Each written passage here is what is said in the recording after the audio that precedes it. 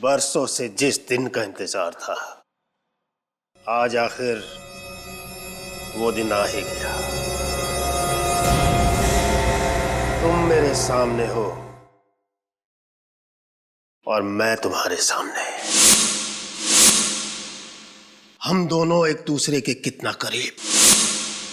अब कोई भी तुम्हें मुझसे जुदा नहीं कर सकता।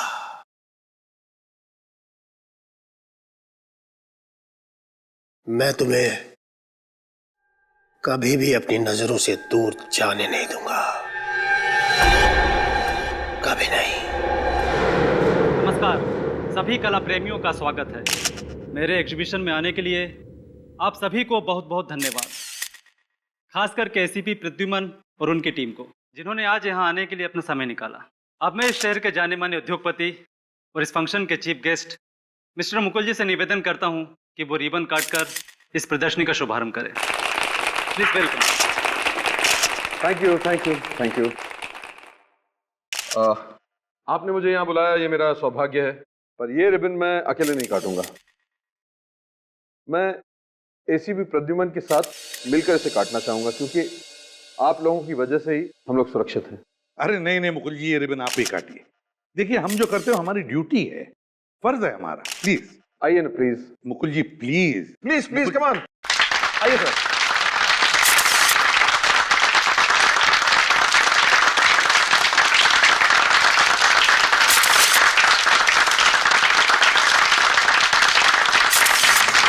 हाँ please.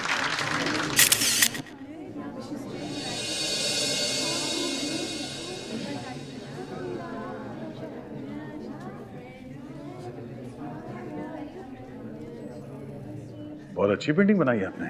Thank you Daya sir. भाई इस पर सोल्ड का टैग लगा दो। ये पेंटिंग मैंने खरीद ली। Excuse me please. भाई मुकुल जी, अगर आपको ऐतराज ना हो तो भाई ये पेंटिंग तो हम खरीदना चाहेंगे। प्लीज। भाई जतेन, बहुत खूब। भाई तुम तो मुझसे भी अच्छी पेंटिंग बनाने लगे। विक्रम सर, आप मुझे क्यों शर्मिंदा कर अरे रहे हैं? खुश रहो, आप ही तो मेरी प्रेरणा हो। जीते रहो। इनसे मिलिए, एसीपी प्रद्युमन जी, दया सर और अरे भाई, इन लोगों को कौन नहीं जानता। ये लोग तो हमारे देश की शान है। अरे नहीं नहीं विक्रम जी, उल्टा आप जैसे कलाकारों की वजह से ही हमारे देश का नाम रोशन होता है। आप शर्मिंदा कर रहे हैं सर। हेलो,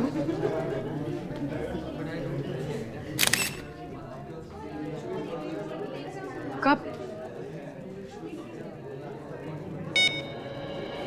सर, हाँ। सर मशहूर टीवी रिपोर्टर रोनिता जी लापता हो गई। लापता कैसे? सर कुछ घंटे पहले वो मेयर साहब का इंटरव्यू लेने के लिए जा रही थी। अपने ऑफिस से निकली तो थी, लेकिन वहां पहुंची ही नहीं। सर। हाँ। रोनिता मेरी कजिन, प्लीज उसे ढूंढ निकालिए। तुम्हारी बहन है रोनिता? जी। ठीक है, घबराओ मत, कुछ नहीं होगा, हम ढूंढ निकालेंगे उसे। तो एक काम करो, उस रास्ते भी जाकर चेक करो जिस रास्ते से रोनिता मेयर के बंगले पर जा रही थी, और हम उसके ऑफिस में जाकर चेक करते हैं।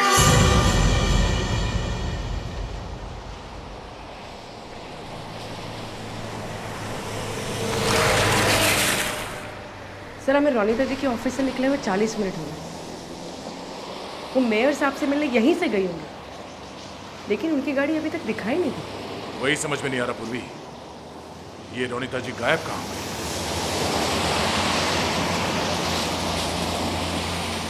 एक मिनट पूर्वी, गाड़ी रोको।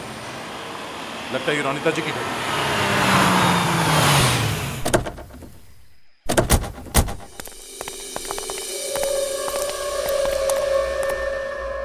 सर गाड़ी के अंदर तो कोई भी नहीं है और आसपास भी कोई नहीं है।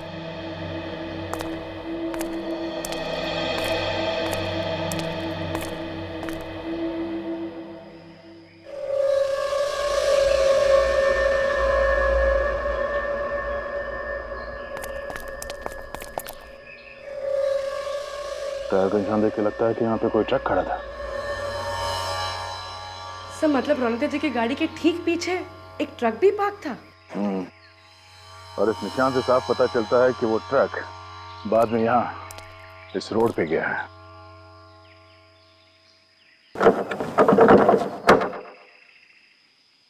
दरवाजा तो बंद है।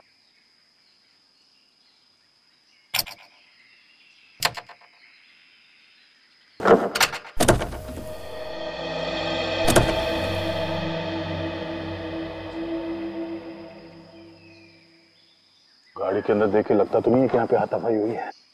सब कुछ ठीक ठाक है। फिर ऐसी जगह पे रोनिता जी ने अपनी गाड़ी क्यों रोक दी?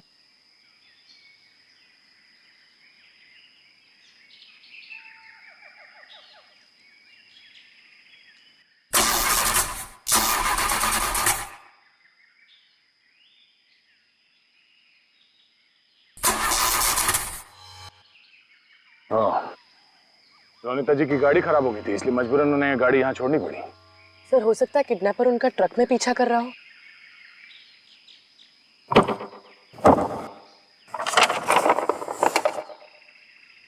सर ये देखिए, सर गाड़ी खराब होने के बाद रोनिता जी ने जरूर उस इमरजेंसी कार सर्विस को फोन किया होगा।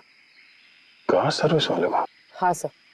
इसका मतलब है कोई ना कोई मैकेनिक तो यहाँ पे आया होगा गाड़ी देखने के लिए, और वही बता सकता है कि यहाँ पे एग्जैक्टली हुआ क्या था। जरा इस सर्विस स्टेशन में फोन करके पता करो। सर।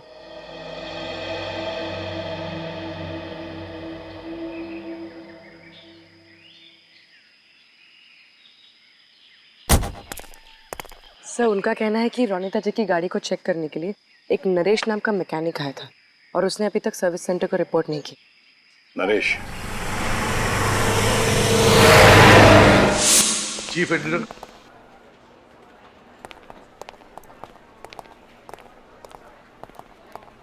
आप चीफ एडिटर शंतनु हैं? जी सर, मैं ही हूँ। मैंने ही आपको फ़ोन किया था सर। ओके। देखिए शंतनु जी, हम रोनिता का टेबल चेक करना चाहते हैं। Okay sir. गार्गी ले जाओ। जी सर। Ready? सर आप इधर हैं।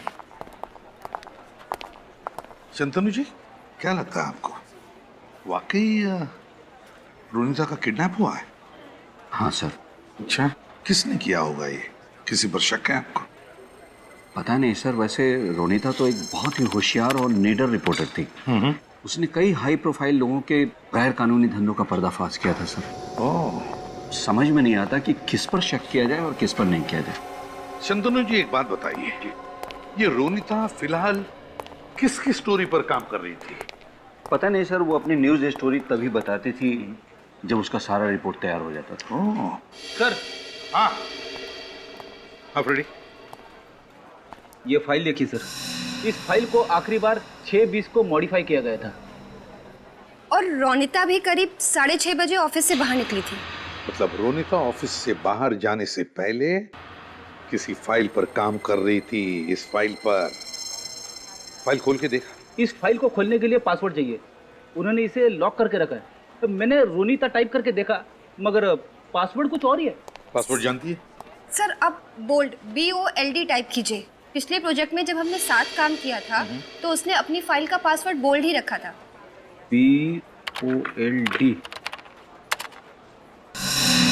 ये पासवर्ड भी गलत है। अब क्या करें सर? कोई तो पासवर्ड होगा ना फ्रेडी, कोई तो पासवर्ड होना ही चाहिए। ये रोनिता की डायरी है? जी सर। शायद इसमें हो सकता है। ये क्या नाम है? AID, Aida? कि ये रोनिता का पेट नेम तो नहीं? फ्रेडी, जरा इसे टाइप करके देखो, AIDA, आइडा।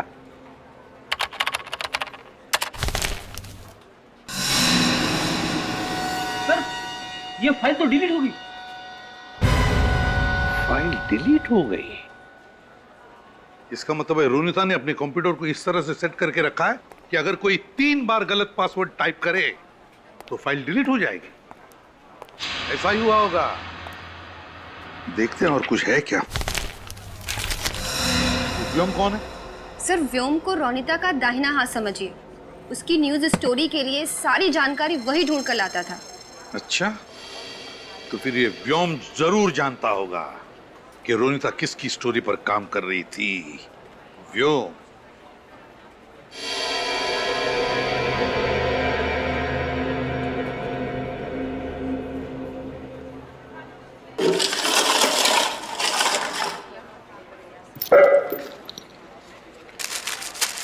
सर, ये तो किसी की फोटो लग रही है।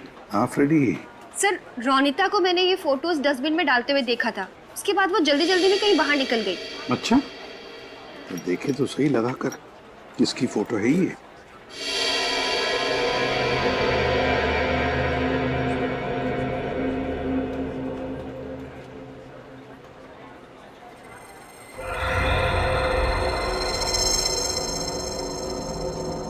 ये देखो फ्रेडी, ये मुकुल है, मुकुल।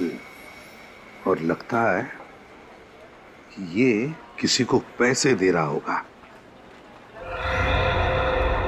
फिर जरूर ये रोनीता मुकुल की स्टोरी पर ही काम कर रही थी।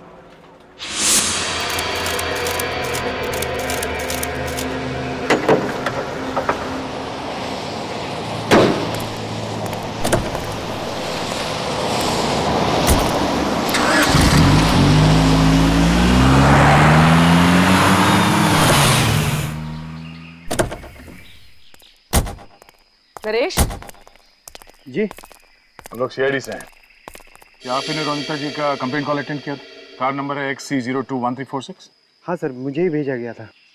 तो क्या तुम मिले थे उनसे? नहीं मैम, मैं जब उनकी कार तक पहुंचा तो वो लॉक करके जा चुकी थी और मैंने उनके मोबाइल पे कॉल भी किया तो फ़ोन स्विच ऑफ आ रहा था। तो क्या ये आपकी ड्यूटी नहीं है कि आप इमरजेंसी सर्विस सेंटर में कॉल करके बताएं कि रोनिता जी कार छोड़ के चली गई?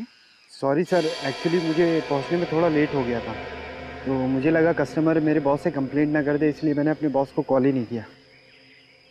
अच्छा, ये बताओ कि उनकी गाड़ी के आसपास तुमने कोई ट्रक देखा?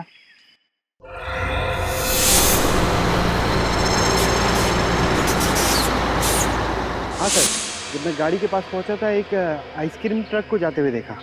Ice cream truck? सर, इसका मतलब रोनिता जी की गाड़ी के पीछे जो टायर के निशान थे वो इसी ट्रक के थे और किडनैपर ने रोनिता जी को इसी ट्रक में अगवा किया होगा। ये आइसक्रीम ट्रक कौन सा रंग का था? सर, सफ़ेद रंग का था और उस पर जस्ट आइसक्रीम का लोगो भी था। Just ice cream? 3 बजे के बाद किसी भी अपॉइंटमेंट है कैंसिल कर दो, मुझे अर्जेंट काम है। अरे एसीपी सर, आइए बैठिए। रोनिता के बारे में कुछ पता चला? हाँ, कुछ राज खुल गए, सोचा कुछ आपसे पता कर लेंगे। क्या कह रहे हैं, मैं समझा नहीं। सब समझ जाओगे फ्रेडी।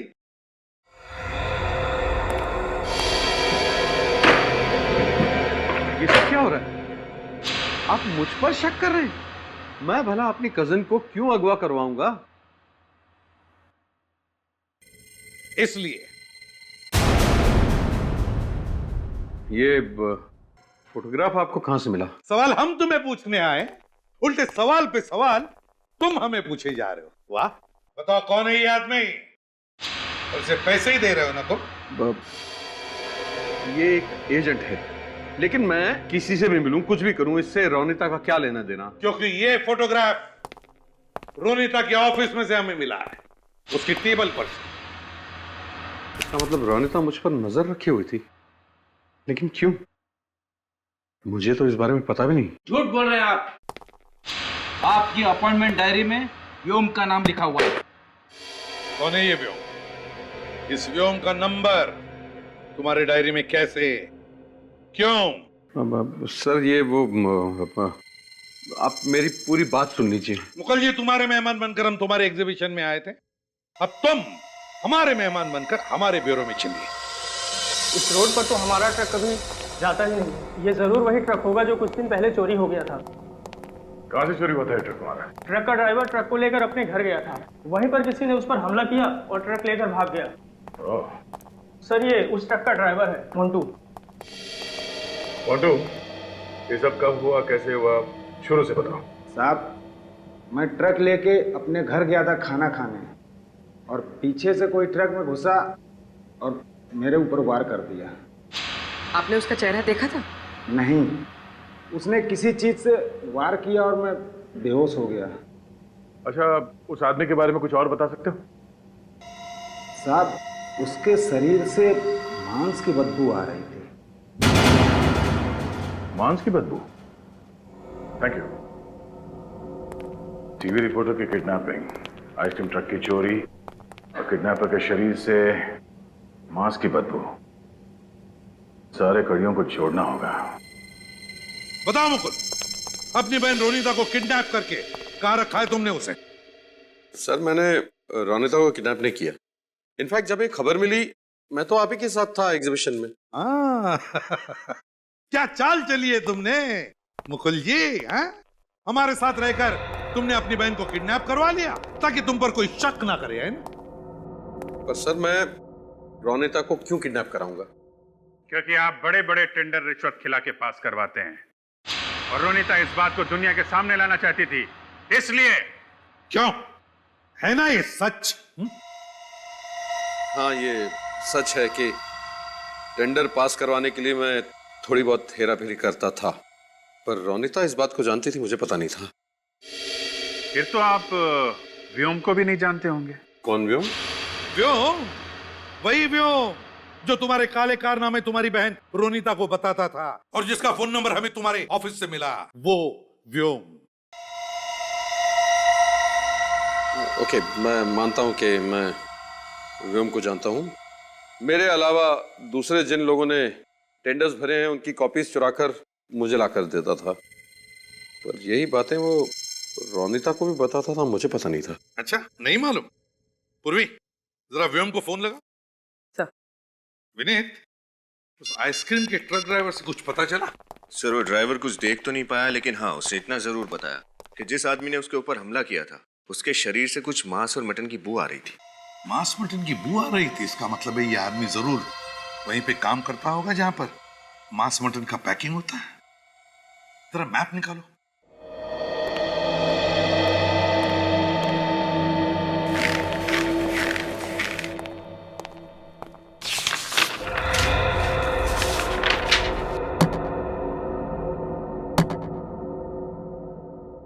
एक, ये 2, 3 और ये है 4।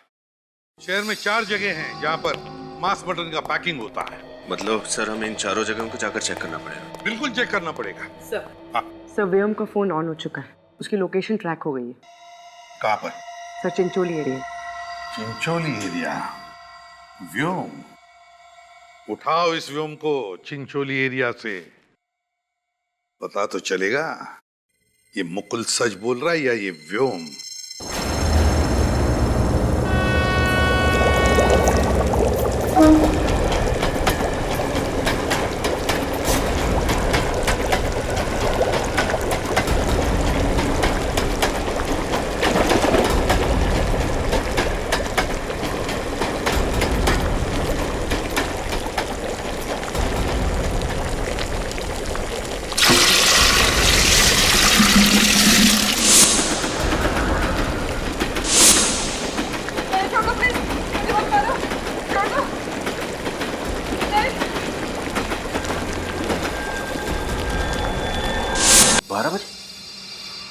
वो 12 बजे तो गायब हुई थी। और सर, हमने रोनिता का मोबाइल चेक किया था, उसमें इनका नाम और नंबर दोनों ही नहीं थे। मैंने उसके प्राइवेट नंबर पर फोन किया था, ये वाला नंबर देखिए। मतलब ये सब काम करने के लिए रोनिता जी ने अलग नंबर रखा था, प्राइवेट नंबर। क्या बात हुई थी रोनिता के साथ? फोन कनेक्ट हुआ था, मैं हेलो हेलो कर रहा था, लेकिन सामने से कोई आवाज नहीं आई। हाँ, लेकिन आसपास कोई रेलवे ट्रैक जरूर होना चाहिए, क्योंकि ट्रेन की आवाज आ रही थी। अच्छा, ट्रेन की आवाज? तो फिर अभिजीत, रेलवे लाइन के आसपास जितने भी मीट पैकिंग फैक्ट्रीज हैं चेक करो।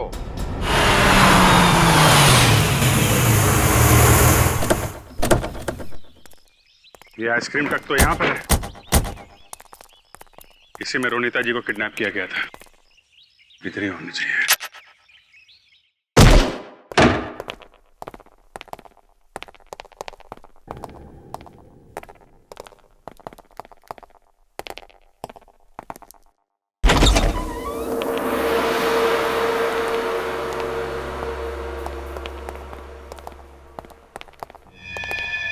अरे, ये सब कौन है?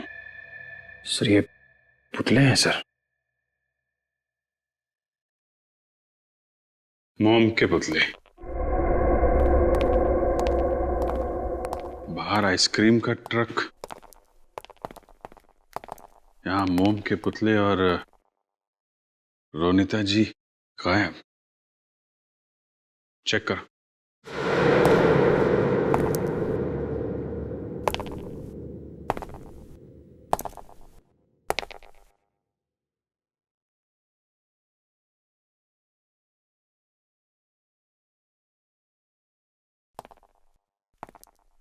अरे बाप रे, मुझे तो बहुत डर लग रहा है।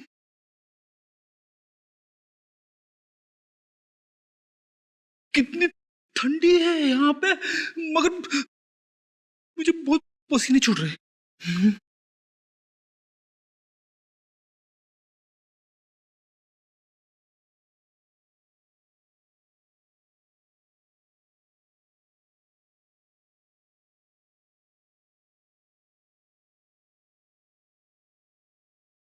ये तो रोनिता जी जैसा दिखने वाला पुतला है। सर, क्या हुआ? देखिए सर। अरे, रोनिता इतनी फेमस हो गई कि लोग उसका पुतला बनाने लगे। नहीं फ्रेडी, इस पुतले में कुछ खास बात है। ये पुतला बाकी पुतलों से अलग है।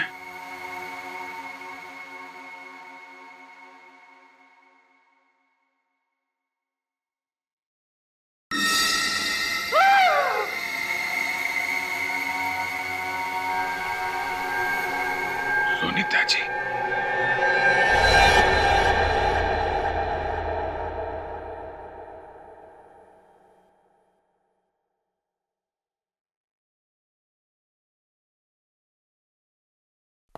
जी डॉक्टर साहब, क्या लगता है? अभिजीत, खूनी ने पहले इस बेचारी रोनिता के पूरे शरीर पर खौलता हुआ मोम डाला, उसके बाद अपनी कारीगरी दिखाई। मौत कैसे हुई रोनिता जी की? अभी तो इसके शरीर को मोम से बाहर निकाला है। मौत कैसे हुई जानने के लिए तो इसकी बॉडी को फॉरेंसिक लैब ले जाना पड़ेगा। सर ये राजू है, इस गोडाउन की देख रेख यही करते हैं। राजू, ये लाश कैसे है यहाँ पे? मुझे पता नहीं सर, मैं तो सिर्फ इतना जानता हूँ कि यहाँ बहुत सारे मोम के पुतले रखे जाते हैं। लेकिन तुमने किसी को तो देखा होगा, कौन आया था यहाँ पे? कोई नहीं सर। सो रहे थे? हैं? किसका गोडाउन है ये? ये विक्रम सर का है, और यहाँ पे जितने भी मोम के पुतले रखे हैं ये उन्होंने ही बनाए। विक्रम जी जो बहुत बड़े कलाकार हैं, बहुत बड़े मूर्तिकार। विक्रम जी घर पे है क्या? हम लोग सीआईडी से। हाँ है।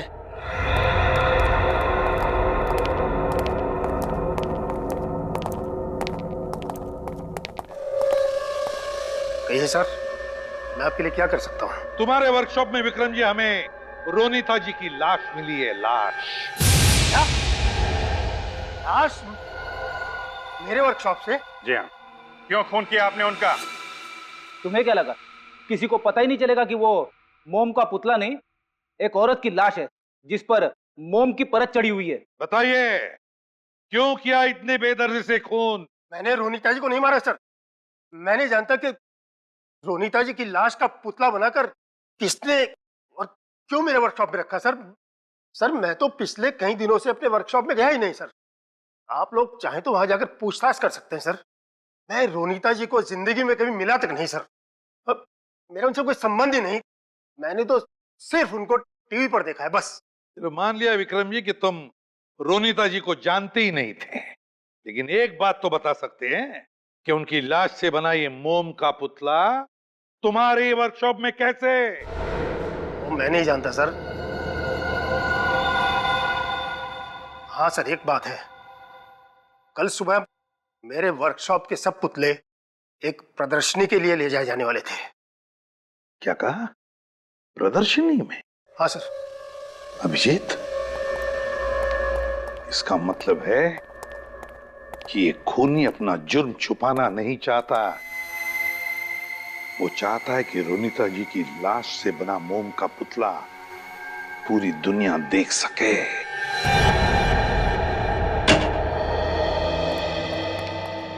यार साळुंखे, क्या इसकी मौत जहर से हुई थी?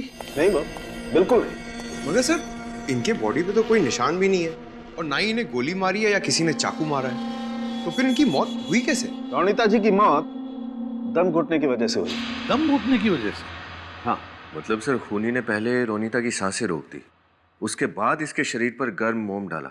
नहीं विनीत, जब रोनीता जी पर गर्म मोम डाला गया उस वक्त ये जिंदा थी। जब इस पर खौलता हुआ मोम डाला गया तब ये जिंदा थी? हाँ यार सालुंखे, ये तू किस बेसिस पे कह सकता है? ये देखो, ये इनके शरीर पर देखो, चमड़ी जगह जगह से जल गई है और कहीं कहीं से तो ये देखो, ये चमड़ी निकल भी रही है। सिर्फ इतना ही नहीं सर, हमें रोनिता के खून में से नींद की दवा मिली है। इसलिए लगता है कि खूनी ने पहले इसे दवा देकर गहरी नींद में सुला दिया और उसके बाद खौलता हुआ मोम इसके शरीर पर डाल दिया। और वो गरम गरम मोम जब इनके शरीर पर पड़ा तो इनकी चमड़ी जल गई और बाद में वही मोम जब ठंडा हो गया तो इनके पूरे शरीर पर मोम की एक मोटी परत, एक लेयर जम गई। सर और इसकी वजह से रोनिता का दम घुट गया? हाँ, खूनी ने बेचारी पर खौलता हुआ मोम डाल दिया ताकि एक खूबसूरत सा पुतला बने और फिर लोग इसे एग्जीबिशन में देख सकें। सर इसका मतलब खूनी एक ऐसा आदमी है जो मोम से पुतले बनाने की कला को जानता है। हाँ पूर्वी, मगर गलत इस्तेमाल किया है उसने अपनी कला का, गलत इस्तेमाल किया है। विक्रम के बारे में क्या पता चला?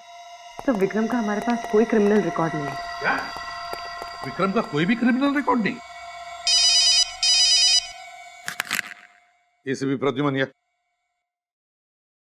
क्या? ठीक, हम पहुंचते हैं। क्या हुआ सर? प्रसिद्ध लेखिका शर्मिला जी गायब हो गई है। मैं ही शर्मिला का पति हूँ। आप ही ने फोन किया था हमें? जी हाँ, शर्मिला अचानक गायब हो गई, तब से मैं बहुत टेंशन में हूँ। देखिए राकेश जी, आप टेंशन बिल्कुल मत लीजिए, आपकी पत्नी शर्मिला जी को हम ढूंढ निकालेंगे। अच्छा ये बताइए कि आपकी पत्नी शर्मिला जी कब गायब हुई थी? सर वो मॉर्निंग वॉक के लिए निकली थी। आपकी पत्नी हर रोज मॉर्निंग वॉक करने जाती है? जी हाँ। तो फिर उनके गायब होने की खबर आपने हमें पहले क्यों नहीं दी? सर ऐसा है कि शर्मिला एक कामयाब लेखिका है, वो कब कहाँ किससे मिलने जा रही है ये हर समय बताकर तो नहीं जाती, और फिर वो स्वाभिमानी और कड़क मिजाज की, हर वक्त कोई उसे टोकता रहे ये उसे पसंद नहीं। लेकिन जब वो नहीं आई तो मुझे चिंता होने लगी कि वो कहीं कोई मुसीबत में तो नहीं है। तो फिर आपने शर्मिला जी को फोन करने की कोशिश नहीं की? कई बार फोन किया लेकिन उसका फोन स्विच ऑफ बता रहा है। मिस्टर राकेश, आपकी पत्नी की किसी के साथ बहस वगैरह हुई थी? देखिए सर, वो सिर्फ किताबें या कहानियां नहीं लिखती, वो एक क्रिटिक भी है। वो अखबार में कला के बारे में, फिल्म के बारे में, सामाजिक मुद्दों के बारे में भी लिखती है। उसे किसी का डर नहीं, जो सच है वो अपने अखबार में लिखती है। और जाहिर है कि इस बात से काफी लोगों को प्रॉब्लम भी होगी। बिल्कुल, उसका लेख पढ़कर बड़ी बड़ी हस्तियां नाराज हो जाती हैं। ये शर्मिला जी हाल ही में कुछ खास करने वाली थी? जी हाँ सर, वो अपने नई किताब के लॉन्चिंग फंक्शन में जाने वाली थी। पहली बार तो वो खूनी अपनी मोम की कारीगरी को एग्जीबिशन तक नहीं पहुंचा पाया, लेकिन इस बार वो जरूर कोशिश करेगा कि उसका अधूरा सपना पूरा हो। अच्छा ये बताओ कि ये बुक लॉन्च का फंक्शन कहाँ होने वाला है? सर शर्मिला जी की बुक लॉन्च की तैयारी चल रही है। मतलब वो किडनैपर कभी भी यहाँ पे आ सकता है। एक्सक्यूज मी, हम लोग सीआईडी से हैं। क्या बात है? यहाँ पे कितने लोग काम करते हैं? 7-8 लोग। और आप इन सबको जानती हैं? जी हाँ, मेरी मैनेजमेंट कंपनी के लोग हैं। ठीक है, कोई अनजान आदमी या औरत दिखे तो हमें तुरंत इन्फॉर्म करना, ठीक है? Sure sir. Madam, madam, madam जल्दी इधर आइए। मैडम जल्दी इधर आइए। सर ये देखिए सर, क्या हो गया? तो दूर खड़े हो जाओ।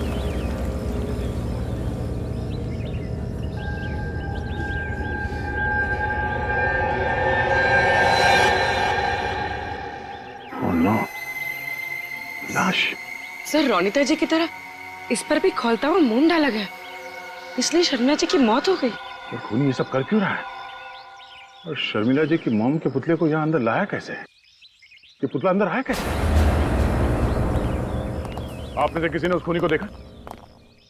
पर सर जब मैं टेरेस पे आई थी तब ये पुतला यहाँ नहीं था। जब आप यहाँ आई तो मेन डोर का ताला ठीक था? यस मैम, मैंने अपनी चाबी से दरवाजा खोला था। सर स्विमिंग टैंक साफ करने के लिए कोई आदमी आया तो था। तब आप कहाँ थी? एक्चुअली मैम डेकोरेशन का सामान आया था तो मैं वही लेने गई थी, शायद तभी। हाँ, तभी एक आदमी आया तो था। तुमने उस आदमी का चेहरा देखा? दूर से देखा था सर, कुछ याद नहीं है। रोनिता की मोम के पुतले में लाश, और अब शर्मिला की लाश मोम के पुतले में, क्या कनेक्शन हो सकता है? सर शर्मिला जी की फोरेंसिक रिपोर्ट आ गई। सर इनकी मौत भी वैसे ही हुई थी जैसे रोनिता जी की हुई थी। ये देखो, गरम मोम की वजह से चमड़ी जल गई, खून में नींद की दवाई, दम घुटने से मौत। अभिजीत बिल्कुल वही तरीका मरने का। सर इस खूनी के सीने में तो दिल ही नहीं, कितनी बेरहमी से खून किया इसने दोनों का। सर दोनों ही खून में कनेक्शन दिख रहा है।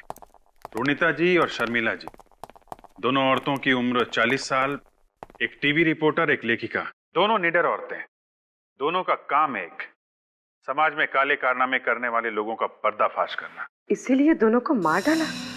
लगता तो यही है। यानी सर कोई और औरत होगी जो ऐसा काम करती होगी, खूनी उसे भी अपना निशाना बना सकता है। हाँ विनीत, और इस सीरियल किलर तक पहुंचने के लिए हमें एक आदमी की मदद लेनी पड़ेगी, विक्रम। सर नमस्ते। हाँ विक्रम। विनीत सर बताइए, मुझे यहाँ क्यों बुलाया? विक्रम, एक काम है। मोम के पुतले बनाने वाले लोग तो गिने चुने ही होंगे, और उनके बारे में तुम बहुत कुछ जानते होंगे, है ना? जी जी हाँ सर। विक्रम जी, ये फोटो देखिए। ये दो मोम के पुतले हैं, रोनिता जी और ये शर्मिला जी। अब बता सकते हैं ये कलाकारी किस आर्टिस्ट की है?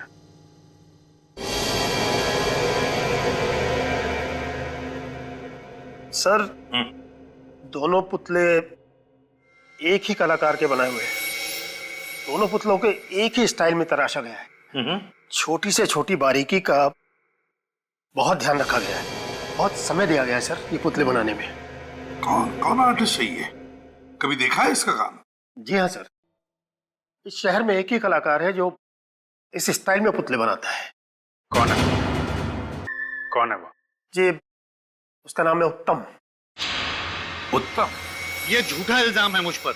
मैं तो इन दोनों औरतों को जानता तक भी नहीं। मैं क्यों इनकी जान लूंगा? मैं क्यों इनके मोम के पुतले बनाऊंगा?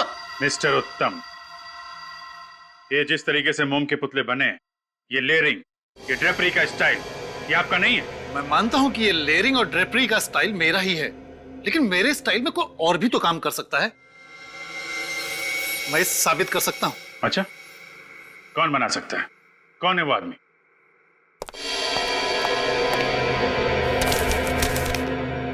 ये चिट्ठियां मुझे किसी गुमनाम शख्स ने लिखी है सर। यही वो आदमी है।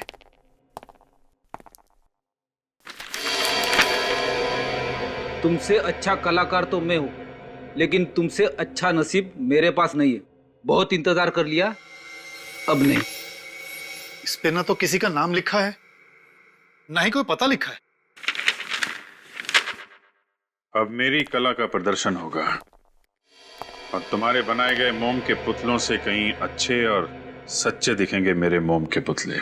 तुम्हें 3 साल लगे, लेकिन मुझे सिर्फ 3 हफ्ते लगेंगे अपनी कारीगरी दुनिया के सामने लाने में। सिर्फ 3 हफ्ते। ये बात तो तय है कि ये चिट्ठी लिखने वाला आदमी ही खूनी है। यही वो कलाकार है जिसने रोनिता जी और शर्मिला जी को मारा और उनके मोम के पुतले बनाए। उत्तम जी, आपका ऐसा कौन सा कॉम्पिटिटर है जो इस हद तक गिर सकता है? ऐसा तो कोई मुझे याद नहीं आता सर। किसी पे शक है आपको? जी नहीं सर। हाँ सर, इस खत में लिखा है तुम्हारा करियर खत्म हो जाएगा बबलू। आपका नाम बबलू है क्या? कॉलेज में मुझे बबलू कहते थे। कौन से कॉलेज में पढ़ते थे आप? के कॉलेज ऑफ आर्ट्स। के कॉलेज ऑफ आर्ट्स। वहीं से पता चलेगा कि और कौन कौन स्टूडेंट्स थे जो इनके साथ मूर्ति कला सीख रहे थे। नमस्ते सर, हम लोग सीआईडी से। ओह, मेरे सेक्रेटरी ने बताया था कि किसी केस के सिलसिले में आपको कुछ पूछताछ करनी है मुझसे। दरअसल 2 औरतों का खून हो गया है। किसी ने उनके शरीर में गरम गरम मोम डाल के उनका खून कर दिया और उनके पुतले बना दिए हैं। ऐसा वहशीपन कौन कर सकता है? आप उत्तम नाम के स्टूडेंट को जानते हैं? उत्तम? हो, बबलू। हाँ, वो 2005 2005 के बैच में था। 2005? प्रिंसिपल साहब, उस बैच के जितने भी स्टूडेंट्स थे हमें उनकी लिस्ट चाहिए, और खास तौर पे वो लोग जो मोम के माध्यम में काम कर रहे थे। देखिए, बहुत पुरानी फाइल है, मैं कोशिश करके आपको भिजवाता हूँ। Okay sir. और सर, ये 2005 के जो चीफ इंस्ट्रक्टर थे उनसे भी मिलना है हमें। उनका तो 2005 में ही खून हो गया था। खून हो गया? नाम क्या था उनका? दिव्या। कैसे मौत हुई दिव्या जी की? उनकी बॉडी एक कोल्ड स्टोरेज में पड़ी हुई मिली। बहुत तहकीकात हुई लेकिन खूनी का कुछ भी पता नहीं चला। और कुछ बता सकते हैं आप दिव्या जी के बारे में? देखिए, वो बहुत ही स्ट्रिक्ट थे, कड़क स्वभाव था उनका। स्टूडेंट गलती करता था तो वो बहुत डांटती थी उन्हें। उम्र क्या रही होगी उनकी? यही लगभग 40 के आसपास रही होगी। 40 साल? 40 साल की औरत, कड़क स्वभाव और डिसिप्लिन वाली, बिल्कुल शर्मिला जी और रोनिता जी जैसी। यानी कि खूनी ऐसी औरतों का खून कर रहा है? हाँ फ्रेडी, लगता है ये दिव्या जी का खून उस सीरियल किलर का पहला मर्डर था। सर, पुलिस रिकॉर्ड के हिसाब से दिव्या जी के सर पे किसी भारी चीज से वार किया गया था, जिससे उनकी मौत हो गई थी।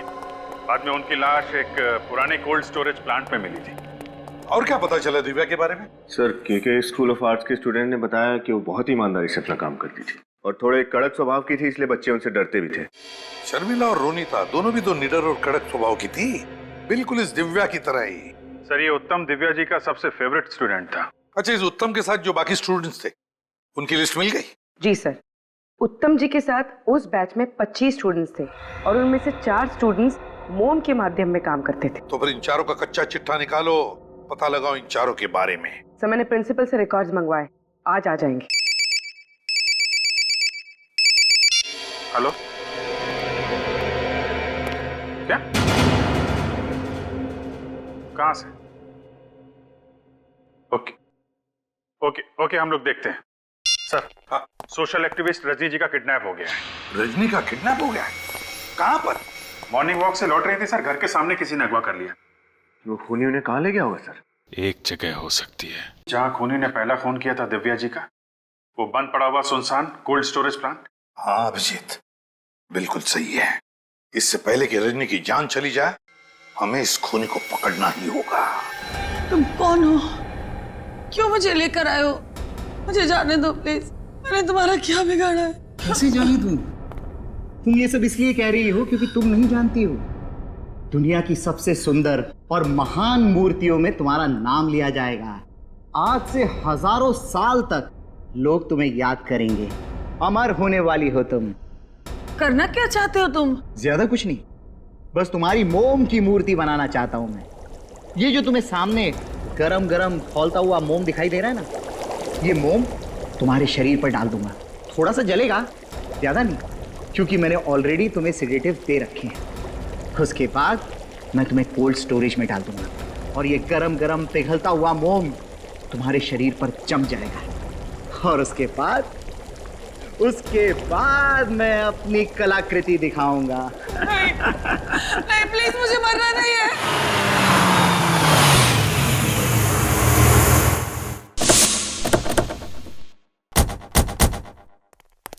यही है वो पुराना कोल्ड स्टोरेज, संभाल के।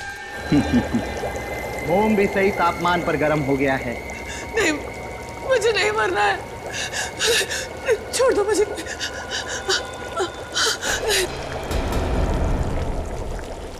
जाने दो मुझे, जाने दो। मैंने तुम्हारा क्या बिगाड़ा? छोड़ दो।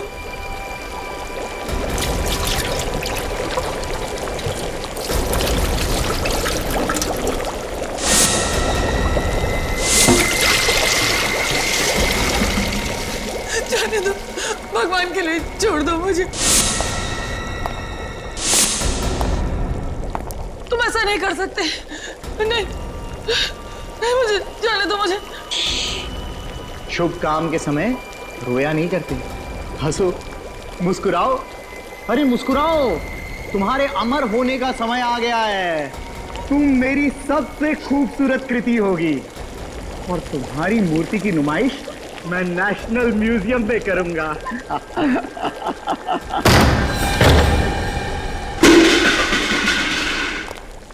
मिस्टर व्योम, के कॉलेज ऑफ आर्ट्स का नाम बदनाम कर रहे हो। असली नाम क्या है तुम्हारा? असली नाम? सिद्धार्थ नाम है मेरा। पहचान छुपाने के लिए नाम बदला था मैंने। और अपना अपराध छुपाने के लिए तुमने हमारी मदद की। बहुत कोशिश की तुमने हमें गुमराह करने के लिए। रोनिता जी के बारे में इंफॉर्मेशन देना, वो फोन के डिटेल्स, रेलवे ट्रैक की आवाज, अच्छा नाटक था। क्यों मारा तुमने दिव्या जी को? हमेशा मुझे डांटती रहती थी। उत्तम ही उसका सबसे चहेता स्टूडेंट था। इसी कोल्ड स्टोरेज में हम लोग प्रैक्टिकल्स के लिए आया करते थे, और इसी कोल्ड स्टोरेज में उसने सबके सामने मेरा अपमान किया था। और इसीलिए तुमने दिव्या जी को इस कोल्ड स्टोरेज में मारा और उत्तम के स्टाइल में उसका पुतला बनाया ताकि उत्तम फंस जाए। हाँ, दिव्या जैसी औरतों को मारकर मैं अपना गुस्सा उतारता रहा। दिव्या ने मेरा भविष्य बर्बाद कर दिया था। कोई किसी का भविष्य बर्बाद नहीं करता है। इंसान अपना भविष्य खुद बनाता है या खुद बिगाड़ता है। तुम्हारी तरह। फांसी होगी तुम्हें, फांसी।